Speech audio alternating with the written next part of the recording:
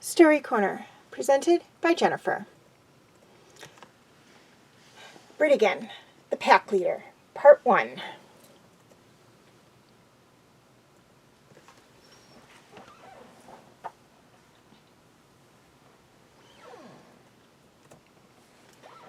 Leaning over a fallen log, Caitlin cursed herself again for the carelessness that had landed her in this position. She had been running for almost half an hour, ever since she stupidly stumbled right into a conqueror camp, attracting his attention. The conqueror was big and strong, but she was faster, and she had been sprinting hard. Was it possible that she managed to escape him? She glanced behind her. She couldn't see far through the pouring rain, but she seemed to have lost her pursuer for a moment. If so, there was no point in continuing to stumble through the woods, possibly attracting his attention as she crashed through slippery bramble. Spotting a rocky crag, Caitlin ducked underneath it and crouched towards the back of the stone overhang. A moment later, she saw a wave of shadow slip through the rain and then appear beside her. Shaking the rain out of her eyes, she smiled at the dark form as it rippled up her leg and perched on her shoulder. It was Tara, a sleek black mink and her spirit animal. They had bonded only a year ago, but already she couldn't imagine life without her quick, sly companion. She nuzzled her cheek against his tiny body, allowing his thick fur to briefly warm the tip of her frozen nose. Looking down, Caitlin realized that her tattered cloak was so dark with rain it appeared as black as Tara's own fur coat. Not the true pine green that she knew it was. If anyone came upon her now, they would never recognize her as one of the Resistance. But she was, not just a member of a resistance of the marked people and their spirit animals against the Conqueror and the Reptile King, but on an important mission that could be crucial to Ura's future. Arendelle, one of the leaders of the Resistance, had trusted Caitlin with this. She had pressed the map into Caitlin's hands and looked hard into her eyes and told her that she had to find Briggan the wolf, one of the 15 great beasts, and convince him to join their cause. They needed Briggan if they were to have any chance at all of winning the war. While the Resistance was still scattered and untrained, the Conquerors were already organized and battle-hardened. They were led by the Reptile King. No, Caitlin reminded herself, they did not use Feanor's self-proclaimed title. The Resistance called him what he truly was, the Devourer. For he and his army devoured land and lives. The Devourer was coldly calculating and controlling. Plus, his conquerors were aided by two of the great beasts, the ape and the serpent. When impressing on Caitlin the importance of her mission, Arendelle had told her that their small movement would stand no chance unless they could get great beasts to join them. Caitlin made herself comfortable on the packed dirt, glad for the moment to rest and gather her thoughts. Tiro, on the other hand, could never hold still except when sleeping. Getting bored, he leapt off her shoulder and somersaulted across the dirt, pausing to snap at invisible bugs and to preen his beautiful coat. Caitlin loved watching him move and play. He was always hungry, even when they weren't traveling across hard terrain all day, and he spent every moment of free time hunting. She'd seen him kill everything from flickering little fish to large birds. When they had first bonded, her hands were already covered in cuts.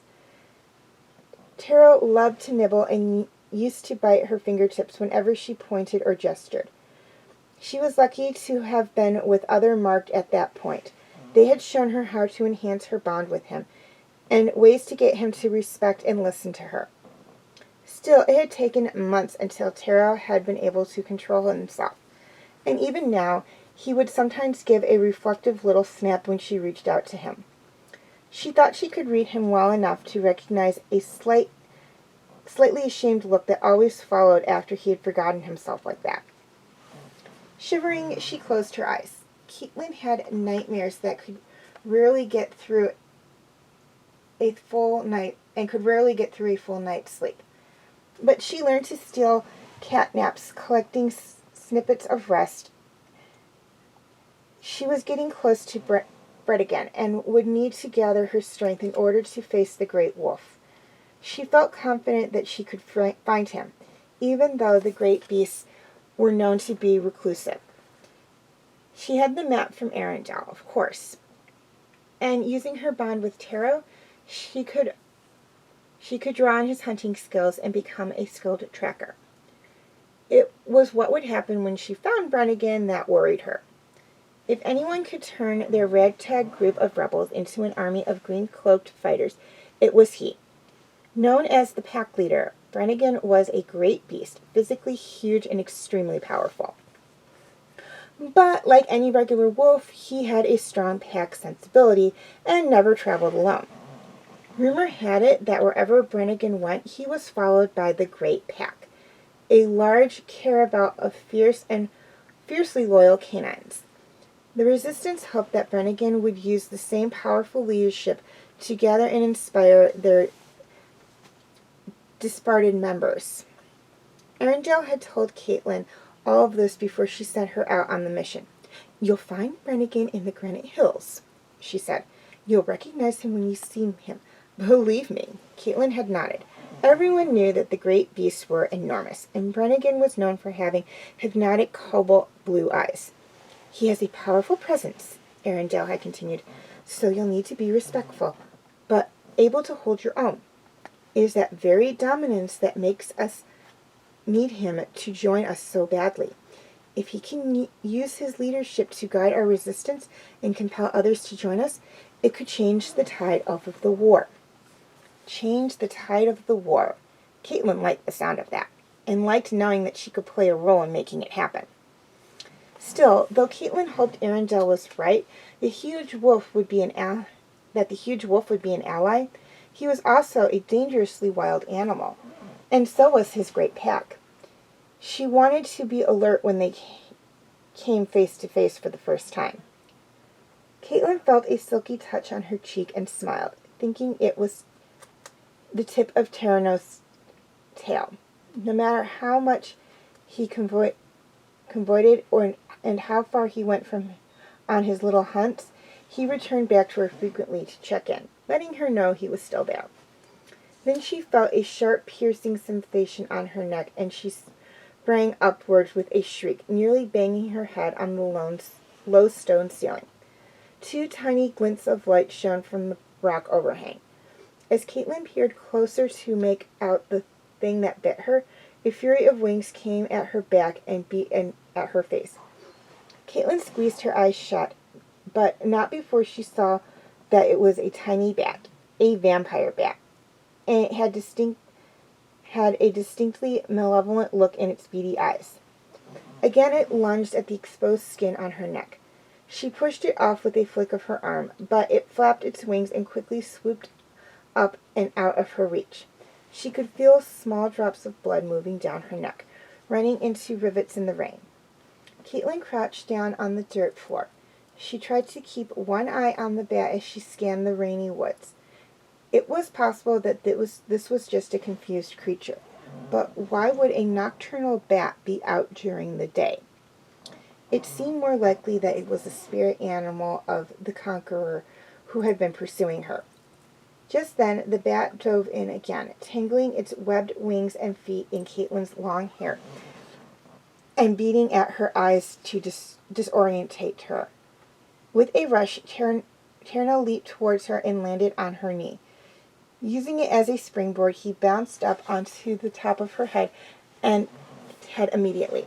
He swiped at the bat, snapping and clawing furiously. Caitlin tried to stay calm, but with the bat being wedged in her hair, it was hard to keep from crying out. But if this bat was the spirit animal of her pursuer, as she thought it was too late for caution. They had already been found. Then there was a yank, followed by a thud, and Tierno landed on the ground with the bat and a chunk of Caitlin's hair pinned to the earth beneath him. "Thanks, Tierno," she said, rubbing the sore spot on her scalp where the hair had been pulled out in the scuffle. "I think." He looked at her, eyes glinting with mischief. She knew Tierno was clever, that he had excellent instincts and a deep intelligence. But she wasn't sure he truly understood the seriousness of their situation. Caution didn't seem to be in his nature. He fed off risk, and sometimes she could feel herself getting pulled into that dangerous current with him. "We have to get out of here," she said sternly. "Now!" She selected a large rock and carefully laid it on the bat's wing so that it was pinned and immobilized, but not injured. It might be a conqueror spirit animal, but even so, she couldn't bring herself to kill it. Caitlin and Tierno took off together.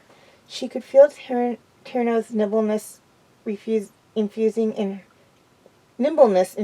in her body, making it easier for her to jump over rocks and tumble under low-hanging branches. Just as she started to think they left the danger behind again, a body came crashing through the leaves ahead, and a man landed right in front of them. He was crouched in a fighting position, holding a crude club. His dark, bushy eyebrows flared on his brow like two bat wings. Caitlin could see the tattoo on his forearm, so he retrieved his bat and put the creature in its passive form. "Hello there, little one," the man grumbled. "I've been trying to catch up with you for quite some time now, and on a rainy day like this one, I'd much rather be back at camp in front of the fire." Caitlin shrugged. "The Devourer is lucky to have a soldier as handy as you." The Conqueror swung his club at her head. She reacted quickly, dropping to the ground just in time. Unable to stop the momentum of his swing, the club went crashing into a tree trunk and bounced out of his hands. "Mako, come quick, I found the girl," he shouted as he scrambled to recover. Caitlin didn't wait to hear more. She took off at a sprint. A blind panic pushed her forward, and her fear bringing back old memories, mixing them together with the present so that she could hardly tell where she was. Her heart pounded so loudly she could barely hear anything else.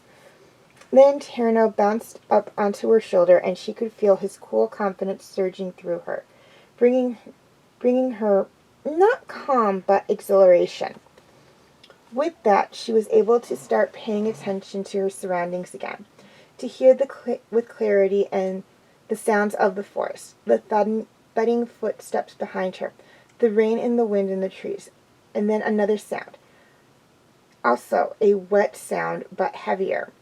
They were nearing a river. She glanced at Tierno, and his smiling eyes confirmed her instincts. Swerving to the right, she followed the sound of the river. She picked her way through the bushes and brambles, trying to keep her footing in the mud. Then the ground slanted steeply down, and Caitlin lost her footing. She skidded down the banks to where the dirt gave way to a stone overhang. The edge of the bank came into view, revealing the water below. She couldn't stop herself, so she dropped down to hands and knees, throwing her body heavily at the earth and coming to a stop just inches from the precipice. Her knees were scratched and muddy, but at least she hadn't gone careening off the edge. She had a moment to look around and figure out the best way to execute her plan. All the heavy rain had swollen the river, making it deep and fast. That had its benefits. If they decided to jump in and try to swim it, they probably wouldn't land on a rock or hit their heads on the bottom. But on the other hand, there could be dangerous currents just waiting to drag her under with invisible hands. Still, both Caitlin and Tarana were excellent swimmers. It was a risk she was willing to take, especially when the danger behind them was even more certain. Taking a deep breath, Caitlin dove into the water, Tara right behind her. The water grabbed them, shockingly cold, and threw them downstream. The river tumbled them over and over, like dice in a cupped palm. Back on the shore, the leaves shivered and shook. The wet forest closed around the spot where they had disappeared, holding their secrets as the conquerors thundered by.